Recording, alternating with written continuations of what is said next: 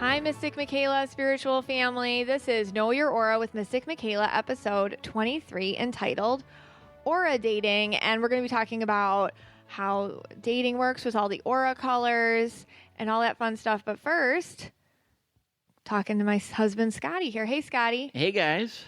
All right, so we had a pretty crazy weekend. What did we do, Scott? Oh, well, let's see. We took a couple naps. We went to bed early. Yeah, exactly. Watched some TV. Right. No, I'm just kidding. We had our Mystic Michaela Spiritual Family gathering. That's right. Yeah.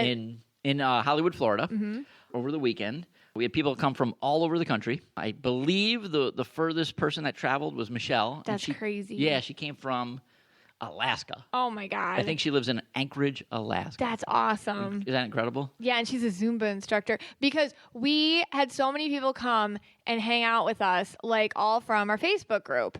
And even people that never even had readings just came and we bonded. And if you weren't able to come, you were there in spirit because like we all became best friends immediately. Everybody was, I don't know, meeting up and hanging out at the pool and doing everything. And the hotel thought we were a cult. They did. They did. Yes. They kept asking certain people, like, is this a cult? Like, are you guys a cult? They didn't understand because we were so friendly. Right. We were like such a friendly group and we just all hung out the entire time. There was like 50-something of us. At least. Well, there's 50, I think 50-something came to the actual event on Saturday night. And then we had about 30, 40 people that showed up on Friday night. Right. You know, there were some that people did both. Right. That spent the whole weekend. The wackies like us were there all weekend. And even some of the hotel staff. Oh, yeah. They came to the event. They wanted to see what was going on. Oh, they did. They were like popping in because we had like spies on the outside because some people brought their husbands. One Mystic Michaela Spiritual Family member told me that her husband during, the workshop Saturday night was up in the restaurant. And he was hearing the workers just be like, what is going on in the conference room? Like, who are these people? And then what happened was the final night, there was a DJ at the bar and at the outdoor bar, and we all line danced and howled at the supermoon, and it was absolutely ridiculous, yet amazingly fun. And the best thing I heard, I've heard a lot of awesome things this weekend, but one of the coolest things I heard, and it was from Michelle, and she said, what an amazing amount of just like feminine energy. There was just like a lot of women. There were, there's a couple men sprinkled in there. Yeah, I mean, there was me. Yeah, you were part of it. There was a couple. Yeah, I mean, there was like, Brian and Chad were there. Yes, Ryan and Adam too. Yeah, and Frank the bartender. Frank the bartender. We made friends with the hotel staff. Yeah. I mean, for the most part, I was talking to women the entire weekend. I mean, that's my life now. I can't remember the last time I had a guy conversation about baseball or football. No, you talk about I mean, this stuff. Yeah. I mean, I'm indigo now. Like, can that happen? You're inauthentic indigo? I'm inauthentic indigo. I've talked to so many indigos and blues and purples that I now feel that if you look at my aura, I am indigo. Yeah. Do I have inauthentic indigo? You have inauthentic. Yeah, you do. Yeah.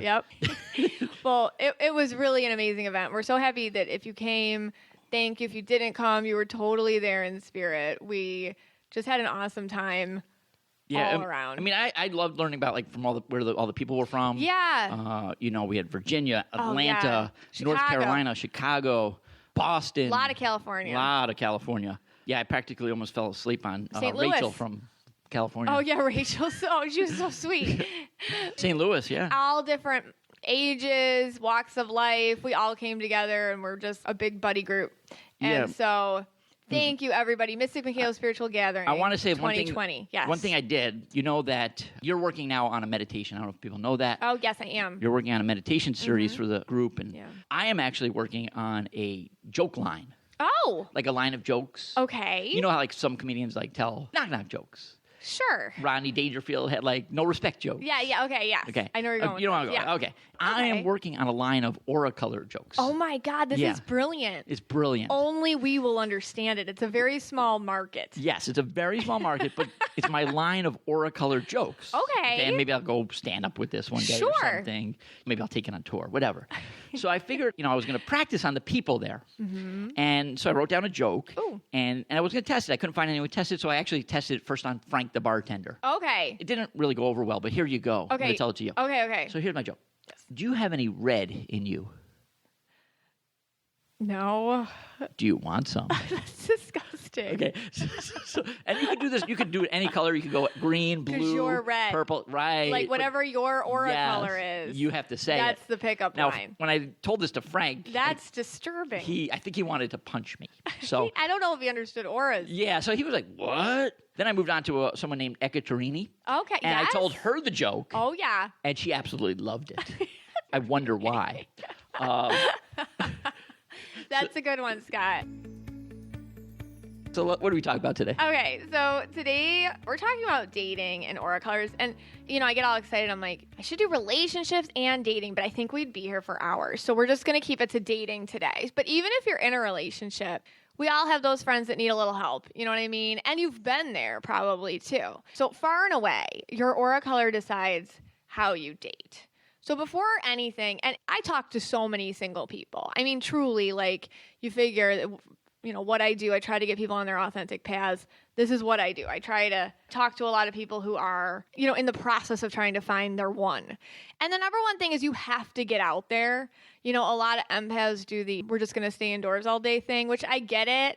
I want to do that too. Unless the UPS guy is like super cute. Like, you have to get out there. So that's number one. And the purpose is to have fun when you do end up getting out there. You're going out with your girlfriends. You're going out with your guy friends. You're going out with your coworkers. Sometimes you don't have to be besties with the people you go out with. They just have to be cool. You know what I mean? So sometimes you have to find your wingman or your wing lady. You just have to get out there. But the purpose is to have fun. It's to laugh till you cry, dance, just have a nice time. It's not to be anyone's therapist when you go out, okay? It's not to sit there and listen to somebody's problem. I mean, here's the thing. We all have that, it's good to be a good friend, but you can't do it all the time. And a lot of people I talk to, they end up going out and they just end up hearing everybody else dumping their issues on them. It makes your vibe low, and then it's harder for people to hit on you, basically. You have to be vulnerable about what you want. I see so many people ashamed that they want a monogamous relationship. Like, oh, I shouldn't want things like that so quickly, or I'm weird if I want to date with a purpose. It's like, actually, no. It's okay to be like, if I'm dating, there's a reason why I'm dating. I am dating for monogamy. I am dating for this is what I want out of my life. So no matter what aura color you are, it's important to set out in your mind what you want. And what you want can be a tricky question. It's okay to be up in the air about how you get what you want. It's okay to be flexible about certain things, but there are certain non-negotiables that you need to set out in whatever your shared vision of the future is. When I talk about shared vision, I mean that two people coming together with the same things they ultimately see for themselves. So, obviously, this is yes or no to kids. Is this going to be a marriage situation? Or, do I want to move in with somebody? Is this person more of a stay-at-home person and I'm not, and we can deal with that or not? The shared vision is basically, and the most important thing, the need for each person to grow with the other. The version that you meet somebody at, they're going to change and you're going to change. Hopefully, that's what actually should happen, because as we grow, we change. And the majority of breakups I see happen when one person doesn't like how the other person changed. And changing is a good thing when it's healthy and it's towards spiritual development. That's a good thing. But sometimes people don't like when their partners change because they don't want to change. So that's really important too, talking about growth and change and spiritual development and just being on the same wavelength that way. So yeah, looking for flexibility in a partner, an open mind, really important. And just really solidifying what your purpose is for dating. So those are all the things you have to kind of get foundation on before you even start going out. The other thing is mantras. The number one thing I hear from single people, I'm fine on my own. Okay, this is what they say to themselves. And you know what? They usually are. They got their routine. They got their dog. They got their friends. They're okay. They have their job. They do what they do. But here's the thing. If you keep saying, I'm fine on my own, I don't need anybody, I'm fine, I'm okay, it's okay that I'm single, guess what the universe hears? That you're fine on your own. So they will keep you fine on your own. Whatever you say, the universe will replicate for you. A better mantra is more open-ended, okay? One that says, I am open to a fulfilling relationship. I am open to receiving unconditional love. And really with those words, imagine your heart opening and imagine the light going into it and understanding everything that is authentic to you without even needing to understand it yourself. That's important. And understand and trust that it will go out and replicate that for you. But you have to be ready to receive it. If you aren't comfortable with loving yourself, you'll attract the same. You'll attract someone who mirrors the exact way you treat yourself in both the conscious and the subconscious. I see a lot of tough, independent people who look like they could take down any challenge in life. When it comes to openly expressing their wants, their vulnerabilities, they seal right up. They wall right off. This attracts the same. It will attract mates who are going to seal right up to you, that they're going to hold back. They're not going to reciprocate fully. If you aren't reciprocating to yourself, receiving love from yourself, listening to yourself, what you're going to do is you're going to attract somebody that does the same thing to you. If you want a vulnerable, open, and unconditionally loving partner, you have to be vulnerable, open, and unconditionally loving to yourself. So these are our foundations before we can even go date. The next thing, time. Time is your investment. Time is the most precious commodity that you own. It's worth more than anything you have in the bank, anything that you own, anything in the entire world isn't as valuable as your time. Okay? Time is your investment. Don't waste it. So you got to be upfront. I get it. On the first date, you're not going to be all crazy person. Hey, how many kids are we having? But actions speak very loudly. So first dates, the first few dates, they're about metaphors. Did this person try to ask things about you? Were they in the moment? Did you end up playing therapist to this person? Or did they keep it light and airy about topics that were new and exciting and hopeful and just about you two? Did you just have a nice time? Did you feel calm and peaceful and not heavy around this person?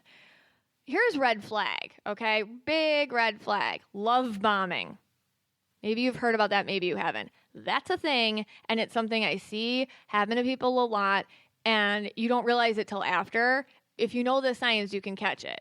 So this is when it gets really serious super fast, but something's wrong, okay? So love bombing's very bad. Here's the thing. Usually if something's great, it does happen quick. So there is a differentiation to be made between just soulmates getting together and it worked out great versus love bombing. Love bombing's super intense, and just finding somebody that it works out with well is just easy as pie. And we all have that friend that you've seen. It's just wow, they just met and now they're just best buddies and they're always together. And when you're around them, it's fine. It's not weird or anything.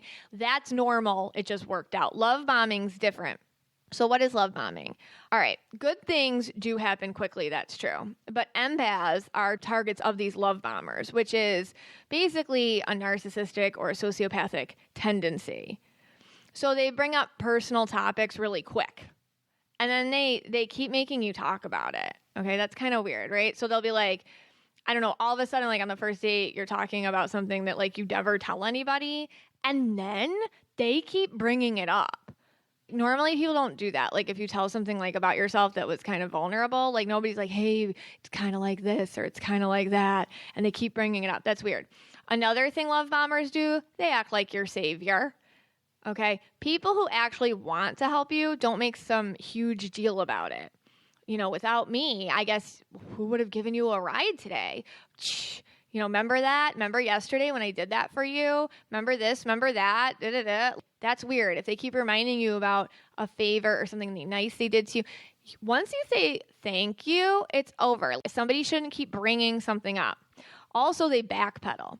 They'll say something, and if they see that you don't like it, they'll rephrase it. They'll backpedal. Well, what I meant was, or it was your fault I said that because, or, well, you're triggered by that because of, and then they'll bring up that past trauma again that you got trapped into admitting about. Also notice if they're rude to people they see as beneath them. Do they talk about people's looks or their weight or their class in life? Social class, people who aren't educated, or people who do this type of job, or are they rude to waiters? Are they rude to servants? Are they have really nasty opinions about groups of people, homeless or certain socioeconomic groups? What's that about? They feel superior. That's a love bomber thing. And finally, if it just doesn't feel right, listen to that. Okay, that's your God-given intuition telling you something's off. You don't always have to have logic for you to take action. You can just take some time off to process. If they didn't take no for an answer, or, that's another thing, they're trying to control you. They compliment you way too much. They go over the top with the compliments. It's really awkward and uncomfortable. And also they get way too invested in your life, right away, because they want to insert themselves very soon as to be extremely necessary for you. So love bombing's a thing. Watch for that. I just had to bring that up because that is not love. That's a narcissist or a sociopath trick that can happen when you're dating. And here's the thing, with anybody, you just may need a few dates to really solidify if this is worth it or if this is just weird. And really, the time together should not be a struggle. It should be simple. And when it's over, say goodbye. Not to be all old school about this. It's just I read so many people. Your body is an investment as well. So your time is an investment with somebody. Don't waste it on something that's not working right. Figure that out quick. But your body is an investment too. So until you are absolutely sure, because this is another example of an investment of time in your own life, until you are absolutely sure, do not get intimate with somebody. That is my true advice to you, just because I see people getting taken advantage of this way. Until you can answer certain questions like, is this person trustworthy? Did they make it obvious they want to spend time with me? Are they invested in my life? These things must be answered thoroughly before intimacy happens. Just from what I have seen, it helps to have these questions answered before that step is taken. Why? Because a lot of us empaths feel sometimes obligated to give more than we have to. Your company is enough. And that's the truth. And sometimes we need to take a step back and realize as empaths, we don't have to do that to make someone feel good about themselves. And if they need that, they're not the right person for you.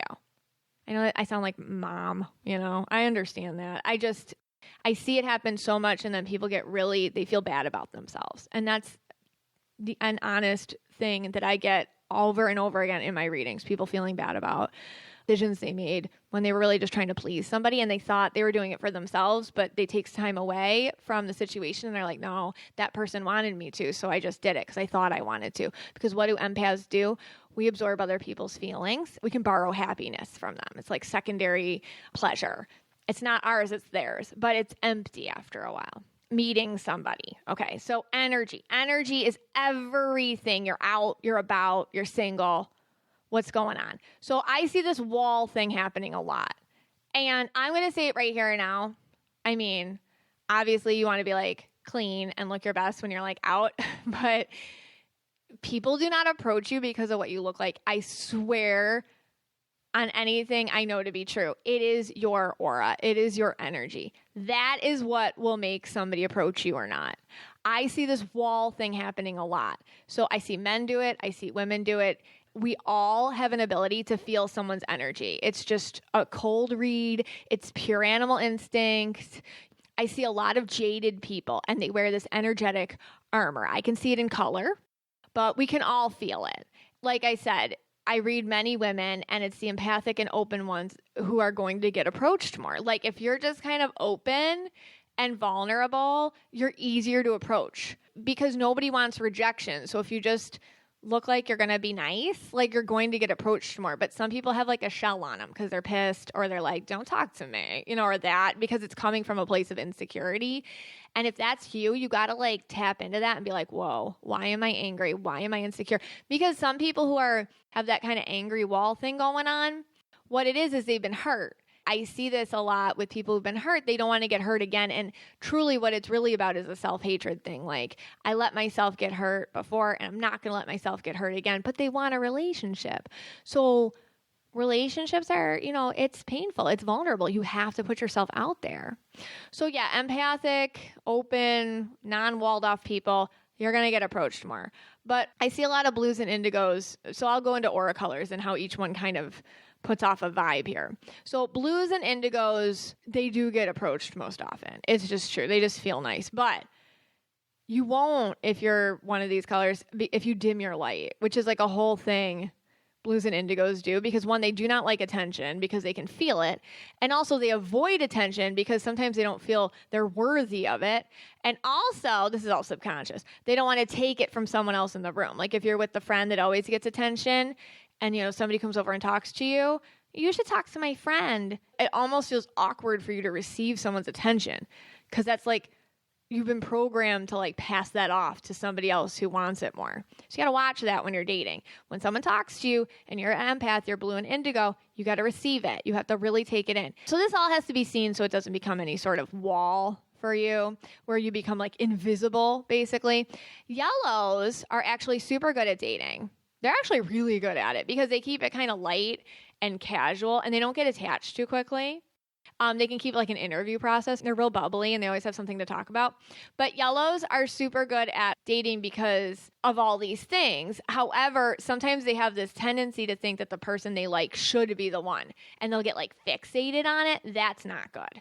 So that's a yellow thing. And yellows also sometimes like to control things. So they can get kind of trapped into the habit of forcing things a little too much, instead of just kind of letting something lie and letting it happen organically. That's where yellows can get trapped. Reds usually are the ones asking the people out. So because they just like to be assertive and they like to be in control. And actually if someone else hits on them or makes the first move, it can creep them out because they always need to feel like it's their idea. They like the chase and the game a bit. Red women have it tough because men can get competitive with them. So they'll attract men who just get weird and competitive with them. Red women do best with blue guys who are more appreciative of their energy without feeling insecure about it to get it competitive. Greens have this tendency to kind of fall into things. They either fixate on someone. Greens are the most guilty of love bombing, I have to say. They will... they can kind of do that. But then once it's established, like the relationship, then they'll get distant. I hear a lot of people dating greens like, it was so awesome in the beginning. And now it's like, who are you? It's like you were all passionate and into me and now they become like a robot. So greens have that thing. But, you know, usually they're quite engaging, like a real balanced green, very engaging, knows how to talk to others. The CEO green is like that. More of the gamer green person can be like that too. They can win people over with their subculture-y kind of vibe, kind of underground society, whatever, that kind of thing.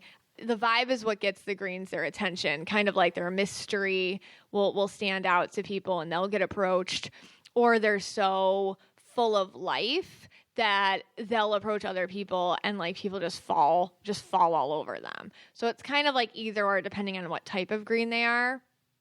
Purples. So purples, they kind of are up for whatever, but they can waste time with drama. They have this kind of way of jumping in quick. But the thing is purples are so easy to talk to. They get approached a lot too. They're just kind of like that fun vibe. So they're kind of like fun or whatever, and they can get approached really easy when they're out. It's true that if you're just kind of like, you go out enough, you take the wall down, you realize what your Achilles heels are in life, what your insecurities are, all that, you're aware of them, but you don't let them control you. It's not going to be hard. It's not going to be as hard to meet somebody.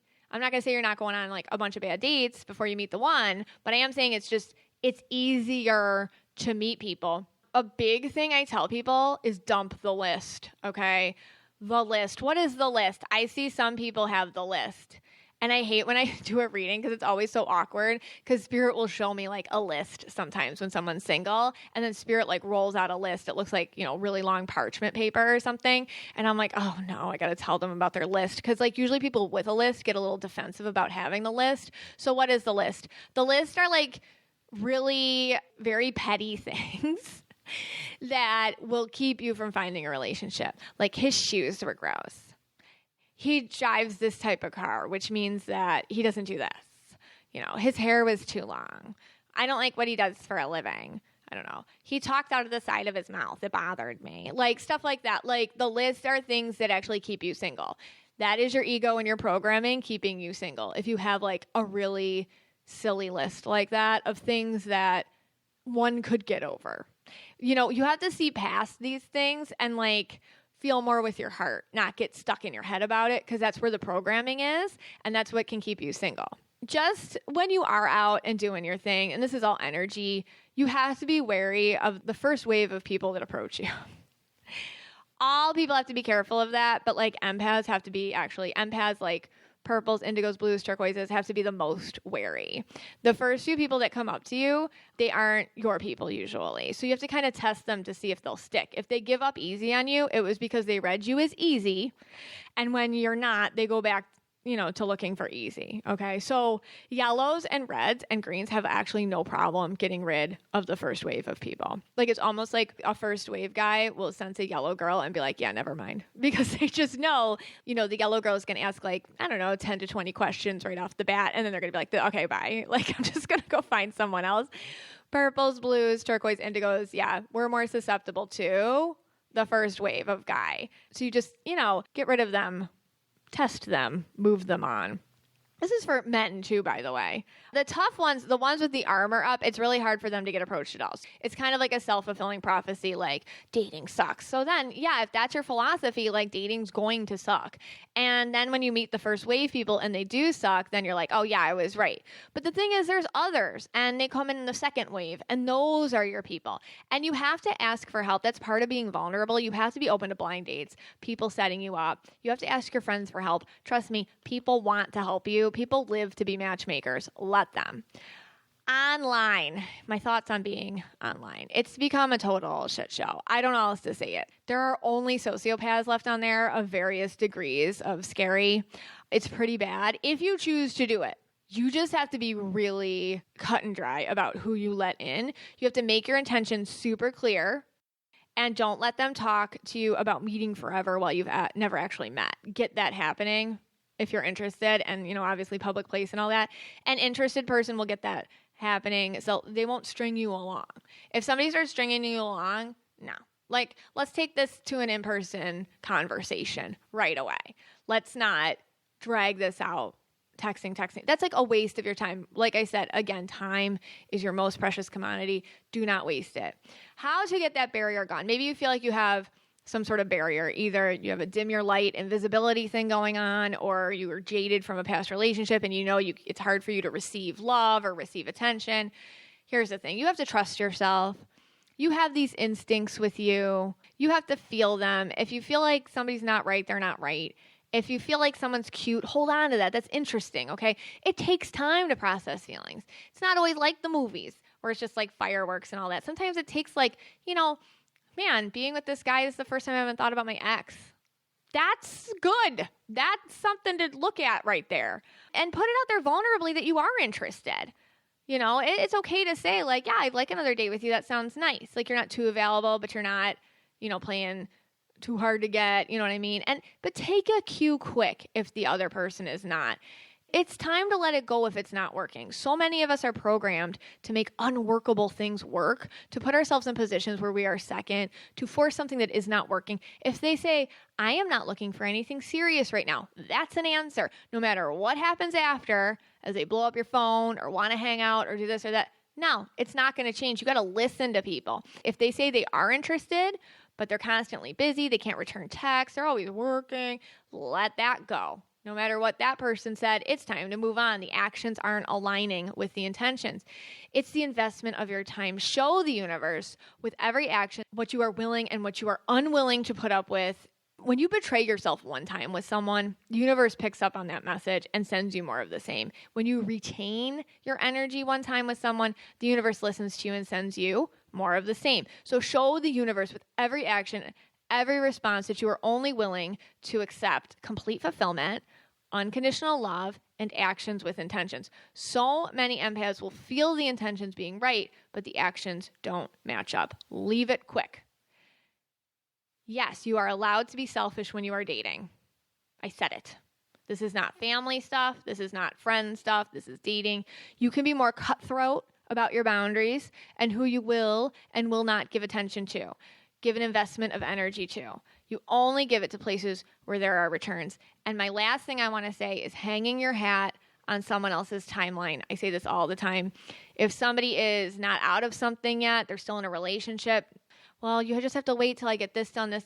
Okay, call me when you're available. If I still am, we'll meet up then. The worst thing you can do is hang your timeline on someone else's timeline. That's like just a really bad message to the universe. You are free, flowing, open, and ready right now in this present moment to meet someone. Thanks for listening about that. Love to hear your ideas, your responses, your experiences over on the Mystic Michaela Spiritual Family page. Hey, Scott. Hey, well, that makes a lot of sense because pretty much everything you covered there, someone had a story for when we asked them to tell us their dating stories. So what did we ask them specifically? All right. So basically we said, we put it up on the Mystic Michaela Spiritual Family Facebook page. Tell us your most crazy, maybe horrible dating story, anything about dating. Man, our people deliver. Oh, my God. Do they deliver? Some of them I can't even read. It's better than like TV or like any book or any, like just their stories. Yeah. It's just incredible. I mean, some, from just very simple things. And like, I think you were talking about things that bother you, like talking at the corner of your mouth or something. Yeah. So our first one that comes right out to mind here is Molly. And I'm not going to use the last names. I know the Joni, not Jones thing didn't go over too well. So, as she told me at the event, more than on one occasion, Joni, not Jones. I think she ended up being okay with it. Yeah, yeah. At the end of the night, we were... you guys are BFFs now. Oh, yeah, she's in the club. Yeah. We did a shot together. Oh, yeah. Of the whiskey. So Molly says, I'm not going to use last names, that, she had a first date, and the guy just smelled like salami. That's gross. Does that just end it right there? It does. I'm sorry. Okay. You know how I am with my smells. Yeah. Oh, and so Molly is yellow and indigo. Okay. So I looked up... I didn't know which stories you were going to read, but you gave me the names of the people you're going to read. So I looked up their aura colors, and the stories are a surprise to me. But Molly is yellow. So yellow people, like I said, they're a little more guilty. Well, I didn't say this. They do have the list more than others sometimes. But smelling like a salami, I don't know. I don't know if I could get over that myself, and I am not yellow. But a yellow person, I think especially, would be like, no. That's a hard no. So once that salami smell comes out, that's disgusting. Forget it. Like his whole body? I don't know. That must have been pungent because it's a first date, so you're not like that close to them physically. Now, I know like on occasions, like you've had issues with my smell. We've talked about this. We have. Sometimes I was pregnant. Okay, no. Just the other day, I had some garlic, and you were like, "Oh my God, I can't be near you." Tell me if I'm wrong, smell like people, garlic. but sometimes certain people can't eat garlic because then they smell like garlic for 3 days. And you and Abby are two people that are like how many days would you? Well, we had like Mamma Mia's, right? I think it was. Yeah, you smelled like garlic for about 48 hours. 48 hours of garlic smell. Yeah. Yeah, you guys all were like, "Oh, you smell." But Abby has the same issue, so it must be genetic. The other problem that when I was looking through the list, I noticed like I fit like a lot of these bad dating things. Oh no. Yeah, like this next one. Oh, me here. Okay, so Jennifer. Uh-huh. She writes, her friend went out with a guy. Mm-hmm. They went to a restaurant. I believe it was a Mexican restaurant. He got irritable bowel syndrome. Oh, my gosh. And he spent most of the dinner in the bathroom. And then when he was done, he took the food to go. Ew. And she had to pay for half the meal. Oh, God. Yeah. You know what I think happened there? He was just like, obviously, I screwed this up. Right. So I'm just going to take mine to go and not care what she thinks. But this happened to her friend, not her? Yeah, this was, I guess, to her friend. Well, she's blue. I don't know what color her friend is, but when you gave me her name, she has a very blue aura. Yeah, probably. Yeah. Well, also, later on, Connie wrote a story. We've had Connie. Connie, yeah. She's great with the comments. And she also had the same experience. They went to a Mexican restaurant. Oh, my gosh. It was about a 25, 30-minute drive, she said. I've actually memorized this one. You memorized it. And like she noticed, and it's weird because I probably do this too, that he was opening the window. Then closing the window. That's like it was 20 degrees out. That only happens if you've been married a while. Like, you can't do that the first date. Yeah, that happened to Connie? Yeah. This happened to Connie, yeah. So, he'd open the window, close the window, 20 degrees out. I think you get the idea. Mexican, beans, whatever. And then eventually, he actually had to pull over. No. Got out of the car. No. Yes, got out of the car. Oh. It was snow on the ground. I feel really bad for him. Went to the bathroom. Oh. And then he kind of cleaned himself with the snow. What did she say after that? I don't know. She's red and purple, so I would imagine she'd be pretty direct with him. Yeah. Like, did you just take a crap on the side of the road? I feel like she would be. Actually go on the side of the road, but on our honeymoon. Oh, my God. I was almost at that stage. Yeah, but we were together a long time. It was our honeymoon. First date. I actually feel Was it honeymoon or that was our honeymoon where I almost didn't make it to God, that was and I have a nervous laugh condition. You could tell that story if you like. Well, I just there's nothing to tell. I just like you were like I'm not gonna make it, and I like am dying because I have nervous laughter, which is a terrible condition. Yeah, where I laugh hysterically when something is completely awful. Oh my God! But I kind of feel bad for that guy. Yeah, I mean, obviously, okay. So what did we learn? Don't eat Mexican. Don't eat Mexican. Date. If you have irritable bowels, like it reminded me of that movie Ben Stiller when he was going. Oh my God, I forgot the name of the movie. Something Polly. Like Along Came Polly. Right. That was good. That's a good movie. Yeah, and he had that. Yeah, I mean it's really terrible. I mean that's got to be common. I mean, listen, we're all humans. That's a hard one. Yeah, I mean if that would have happened to me, I would just take the money out of my wallet, whatever it was, and I would have thrown it on the table. I feel like he should have paid for his half. Yeah. You know? Well, he did. He didn't pay for her half. On her half, too. Yeah. But maybe he just was like, you know what? Obviously, I screwed this up, so I'm not going to pay for her dinner, too. That's when, like, my wallet just comes out. You take my wallet. Take my credit card. Enjoy. Goodbye. I'll call you tomorrow. Oh, you're still calling the next day? Well, she's probably not picking up, but I try. I don't know. Like, I feel like I'd feel bad about that. Like, it's like their fault. It's a syndrome. I know. I kind of would feel really bad, almost embarrassed for them. Yeah. And then I feel like if you really like them, that could be like a hysterical inside joke years later. It could be. Like our first date. Like my on the honeymoon story. Yeah, but like that was, we've been together like 5 years. Thank God. I mean, because it could have happened to me. That happened. I mean, I'm not going to lie. All right, what else? All right. Great. We met the twins over Holly and Hope. Over the Spiritual Family weekend. Yeah. Hope remembers the time that I don't know. It doesn't actually matter. You could flip-flop them. Oh, really? Sure they probably care. Adam probably cares. People love it. I actually asked Adam when we were there, I'm like, did you ever get it wrong that, like, you thought Holly was Hope or Hope was Holly, whatever, and then you kind of, like, kissed them or, like, hugged them or whatever weird. And he said, no, it didn't. I mean, sometimes, but nothing, like, too serious. Yeah, they do look different to me. Yeah, so she was going to be late for the date. Yeah. I think Holly wanted to go out with the guy, so they switched places, pretended to be each other. That's like, that's so hysterical, cool. Right? Yeah, that's like Parent Trap stuff. And then later on, he found out about it. He was so upset. That's funny, though. That he didn't want to date either of them. That's what we always wonder, like, and they were at the MMSF weekend, and everybody was asking them, like, twin stories. Yes. And that's, like, a good one. That was, like, did you ever switch places on a guy? I mean, that's what I was asking. And then you know your sisters so well that you probably can just pick up conversation where it was left off. Like, you can just kind of go with it. That's a riot. Well, Holly and Hope are both blue and purple. They just have, like, a flip-flop situation. The purple and blue? Yeah, like Hope's more purple and Holly's more blue. Hope's more purple and Holly's more blue. Holly's the one married to... Yes, to Adam. To Adam, yeah. Okay. She's more blue, yeah. Yeah. All right. Nicole tells us there was a guy who said, now this might be like an online dating thing, that he was 5'7". Okay. Okay, so he tells her he's 5'7". Yeah, you always got to take a few inches off that. Right. Because it's online. Now, she's 5'5". Okay. He... And he was inches, when they met, he actually was inches shorter than her. Oh, why would you lie? Just be honest. So she asked him, she actually said, so did you think, this is a quote, so did you think I wasn't going to notice? He argued with her that the floor was slanted. No. Here's my theory about short people. My dad's short. Well, he's 5'5", you know, but like he doesn't act short. Yeah. I mean, do you agree? Your dad does not. No. Like, and when I say act short, I mean like some people have that Napoleon syndrome. Like they can't handle that you're short. I say if you're short, I know it's hard for a guy to be short, but if you're short, you got to own it. Just like if you're a girl, if you're tall, you got to own that. Yeah. You know, like really be like, this is me, whatever, you know, like, cause I know that like short guy syndrome is like a thing, but my dad doesn't have it. So I know it's possible to live your life without convincing people the floor is slanted.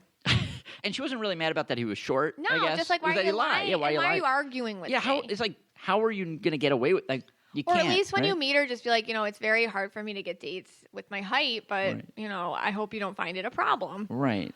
I mean, what are you always going to like stand on a step in front of the person or something? Really weird. Or you could wear. They have shoes like lifts that you can put in shoes for men. Now, what about this one? Okay, so Ashley writes, she went on a date. She wore a pink Ralph Lauren button-down Oxford shirt. Okay. And she showed up, and the guy that was on the date was wearing the same shirt. Did she marry him? No, she said she was really distracted. Like, that's funny. That's funny, right? Yeah, that's just kind of weird. I don't know.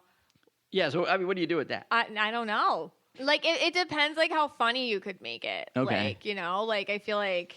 Well, I looked up her. She's yellow with turquoise. Okay. So that, I wonder if she kind of, like, almost... Because turquoises do this. They can kind of absorb into other people. So I wonder if she kind of, like, pre-absorbed into him before the date. Knew that he was going to wear that? To pick the same outfit. Interesting. Isn't that weird? Yeah. Because she is turquoise, and that's what turquoises do. They'll mirror other people. All right. Freaky. Freaky. Speaking of freaky. Yeah. This one's really freaky. Okay. All right. So Colleen writes, I went out with a guy from Tinder. All right. That might be the first red flag, right? Yeah, right there. Within the first 5 minutes, remind me of what someone asked me at the Spiritual Family after this. Okay. Within the first 5 minutes, he told me he would love to cut my hair. Okay. Maybe he's a hairdresser. Sure. Okay. In an entirely white room. Wait, what? With me strapped to a chair. Run! Abort! And he said, the shorter, the better. I probably said, that's not going to happen. That's, Colleen said that. She enjoyed her free dinner. Oh, at least she got a dinner out of it. And drinks. And she got out of there. She's purple yellow, so only a purple yellow. Only a purple could sit there and be like, okay, dude, let's hear about that. And then only a yellow could, like, handle, like, I'm going to get what I can out of this moment before I never talk to you again. I mean, at least she got the drinks and the food paid for. Yeah, because, like, I personally would have freaked out so bad. I would have been like, I'm going to go to the bathroom and, like, called an Uber and just, like left forever and blocked his number. But, she's purple, so she's like, all right, I'm going to hear this This is a great story. Let's hear this out. And then she's yellow, so she's got the practical side. And I kid you not, at the Spiritual Family event, someone asked me if they could tie me up. I can't say. Someone asked me if they could tie me up. Yeah, and hurt me and stuff. Really? And I asked her, like, is this like that red room of pain thing going on? Yeah, like a 50 Shades of Grey. Yeah, I thought it was like a 50. I thought they wanted to do that. There? Yeah, in the middle. I swear, in the middle of our people? One of the people, yes. Like what? Like one of our actual people. One of the people that paid for a ticket on Saturday night at the event asked if they could tie me up and deliver pain to me. Young or I'm not old, but older. Older than you? I think so. Okay. Yeah. I feel like I know who it is. Okay. Psychically or. And I was like, yeah, I was making a lot of jokes about that red room of pain. There's like one person that I could see saying that. Yeah. You sure she wasn't joking? I don't think she was. I don't know. I don't think it was open bar, so she could have had a few. Some people are. I don't know. When I get a little tipsy, I don't talk about beating people up for my own pleasure. Yeah. But some people are into it, man. All right. What else we got? This is one of my favorites. Okay. So Laura writes. Okay. First date. Dinner. Cocktails. Perfect. Ends. Okay. Great. So things are going well. He probably paid everything. Second date. Ooh. They go to dinner. Then they go to the mall. Oh, okay. He takes her to Victoria's Secret. All right. It's a little early. Yeah, that could be like a fifth, sixth date thing. But all right, maybe, he wants to spend money on her. Depends what end, like the lingerie end or like the pink pajama end. Right, maybe he wants to get her PJs or That's something. Okay. It's okay. And she thought in her head, this is forward, in quotes, forward. But she goes along with it. All right. Until he asked her to pick out some new panties. Okay. So that's, all right. You're right. Like you said, like maybe go to the other side of the store where they have like the sweatpants. Yeah, go to the sweatpants side. Maybe not the 5 for 20 panties, like deals that they have there. I've been in those stores. They make me feel uncomfortable too. Yeah, you always get really weird there. Except there's one catch to this. Okay. The panties weren't for her. They were for him. He hid his scary till date 2. Date 2. Better to see it on date 2 than like, I don't know, year 1 of marriage. When you're like married.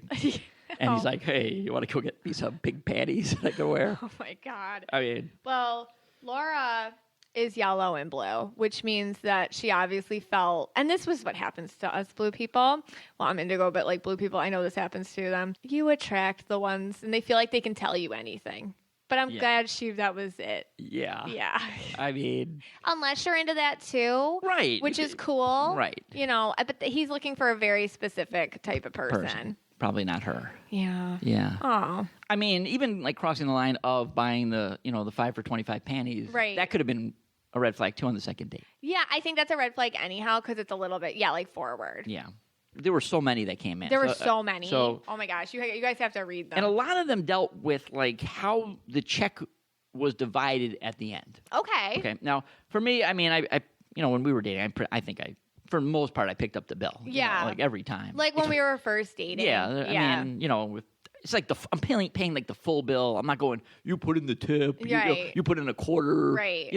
Maybe like back then when like pennies, sometimes I'd be like, have a penny or something. Right. To make it even. Like, but other than that, yeah. I'm paying the bill. I'm Right. not like nickeling and diming someone. So, Kristen writes, I don't know, I might not have put her on the list. You didn't. No. Okay. So they get the check. It comes to $24. Okay. The guy looks at the check and he says to her, looks like you owe 14. Stop. That's a first date? Yeah, that was the first date. She actually agreed to a second date. Because some women are like, all right, we'll go Dutch. That's fine. Like, I think it's a new world. Yeah. Okay.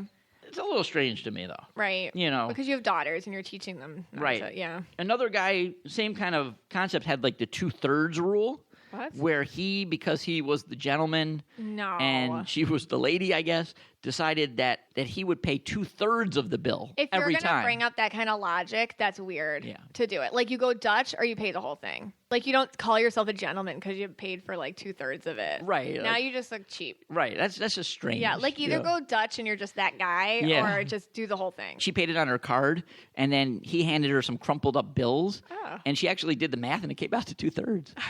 So it's pretty funny. Oh, that is funny. All right. He's probably green. All right. Now, what about this? Okay. I mean, this could happen to guys. Okay. I mean, this could be understandable. Okay. All right. So Beth writes, my date went to give me a goodbye hug. Okay. But it was more like his daddy long legs ding dong was a little happy when he gave her the hug. Oh, that's harassment. Well, maybe he was really into her. But is that something? No. That's rude. That's rude. That's a red flag. That's a red flag. He's probably doing that. He's probably a freak. And he's probably doing that to everybody. Okay. But like he probably no, because there are some people Yeah. that'll come up behind you like in public places and do that to you. Oh my God. And like bars or whatever, and all of a sudden you're like, what the frick is in my, like, what's touching my butt like that? Yeah, those people are creepy freakies. Oh my and God. you say no. So you're not, so what you're saying is like, maybe, he had a really good date with her. He was really I don't care what that is. excited He's like by a her. puppy. Like nobody does that. He went to give her a hug and then the daddy long legs ding dong came out and. It sounds like he wanted her to know that that's what was going on. You think he so? He was a freak. Yeah. It was a first and last date. Oh yeah. I mean, at least Good you job, know Beth. that you're not going to have issues later on. Those are issues. Those are issues. Those are issues. Like not okay. Scott, that's not normal. Okay. I mean, it's never happened to me. But don't go defending that. That's weird. All right. Jessica, who was also our helper at the Mystic Michaela Spiritual event. Jessica, yes. So she went on a date with a guy, and during the dinner, this is weird too, he started to show her pictures of his dolls that he takes care of. Like talking about walking them, feeding them. Oh no! And then he wanted her to go back to his place to meet the dolls. What is these fetish people? What do you do with that one? Where do these fetish people come from? Yeah, that's. I mean, like Abby plays with dolls, but like that's dates like fetishy and that's weird. I'm sorry. Yeah, I mean, unless you're into it, like I have no issue. Like you're into it, go for it. But that is just no. Like God knows what happens when you see those dolls, right? I don't know what we start playing. Yeah. I think we kind of covered it. That was interesting. And I feel like let's try to make something significant about that. You do that because I can't. I'm going to do something meaningful here. I talk about this book all the time. It's called The Game of Life and How to Play It by Florence Scovel-Shinn. And she talks about signs of land. And it's kind of like when you want something to happen, like you're dating, for example, because that's today's topic, you're going to meet a lot of, frogs before you get your prince. But every frog, it's a sign of land. And she calls sign of land like if you're on a ship, she wrote a long time ago. And, you don't see land yet, but you see signs of land like driftwood or a bird or things like that. So some of these guys that you're going to meet, or these women, if you're a guy, or you're going to meet their signs of land. They're just a piece of driftwood, or they're just a seagull in the distance. Like you're getting towards the main goal, and at least you're on the path there. So it's easy to get discouraged when somebody asks you to come back to their house to play with their baby dolls, and they're a grown man. But it's a sign of land, we'll call it. Okay. All right, we're playing a game today. Yeah, we figure we'd finish this week up with Guess the Worst Dating Story. And it is going to be about public figures. You could try to guess who they are. All names have been changed. Oh, yes. To protect the innocence. So this is like a bad dating story. Bad dating story. And you have to guess. You guess which couple we're talking about. Yes. But we're going into character now. Okay. So I'm going to change my name to Alan, and you're going to be Beth. I'm Beth. And Okay, you're but Alan. the names have been changed. Right. Okay. So let me give you the setting first. Okay. So I dated 30 women. Oh. Okay. I went to 4 of their hometowns to meet their parents. Mm-hmm. I asked 4 of their dads for their daughter's hand in marriage. Right. Like, sincerely asked them, could I marry your daughter? Sincerely, and they seem okay with it usually. You know, the dads were like crying. Always gets you really angry. Yeah, they were like crying. And some were skeptical, but you know, like, you better treat my daughter right. And you're always like, you better not bring anyone home to say that to me, Brianna. Yeah. And I did this to 4 women. Oh, yes, yeah. A grandpa guy named Chuck gave me a card that said I could have relations with 3 of them. Oh. Then I proposed to one of the 3. And then I decided to break up with her so I can go for her friend. Like the second runner-up? The second runner-up. I wonder what dating show this is. I can't tell you. Okay. Ooh. Okay. All right. So this is the story of how I did it. Okay. So here we go. In character. I am Beth. And I am Alan. Hey, you know. You're making me really nervous right now. You know, I think we've been dating a lot. But when we go out for ice cream and stuff, I think about Lara Kay. Wait. You think about Lara Kay? What about the other 28 girls? You know, I think about them too. I just want to see if there's a possibility, you know, just a little, like 2% chance that it's going to work out with me and Lara W. Like a fairy tale. I thought we were going to do the damn thing. Are you freaking kidding me? You know, I don't kid. I'm a racer. Here's the thing. When we left Peru, the magic of Peru, Machu Picchu, Chachu, I was in love with Lara W. Oh, I thought we did the damn thing. You know, I tried to deal with the emotions, the producers, the Sherpas. All I kept thinking about was Lara R. Especially when we were intimate. Oh, no. So are you going to date us both then? You know, no, I'm not a Mormon anymore. But I want to play Risk with her and just find out. You've got to be freaking kidding me. You know, I don't kid. I'm a racer. You're amazing. Maybe the best woman in the entire world. But in Peru, you know, I had gas, hemorrhoids. I was conflicted. Conflicted? So we're still getting married, right? You know, no, but you didn't do anything wrong. So I did something wrong? You know, can I have my rose back? I am like not even gonna hug you goodbye. Look, you know, if I just leave now, then I can't torture you anymore. No, I'll stay okay. Do you want to have a shower? Grab a latte? Just leave. I thought we did the damn thing. Did I do something wrong? My future is over. You know, look, I want to try it with Lara C. But there's still hope. There's this woman you could contact, Mystic Michaela. I heard great things about her. She could help you. Who the hell is Mystic Michaela? Are you dating her too? No, you know, I'm going to go now. I can't even look at you. Just stay. Let's do the damn thing. And cut. Scene. All right, and scene. All right, so what you have to do is try to guess that. Who was it? Who were these 2 people? You know, write it on the Mystic Michaela Spiritual Family Instagram. If you want to, you know, DM those 2 and tell them how funny we are, you can do that as well.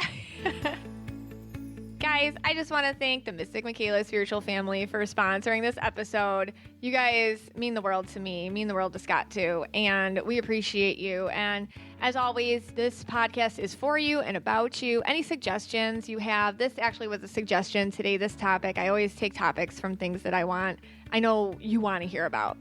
Thanks, guys, and have a great week.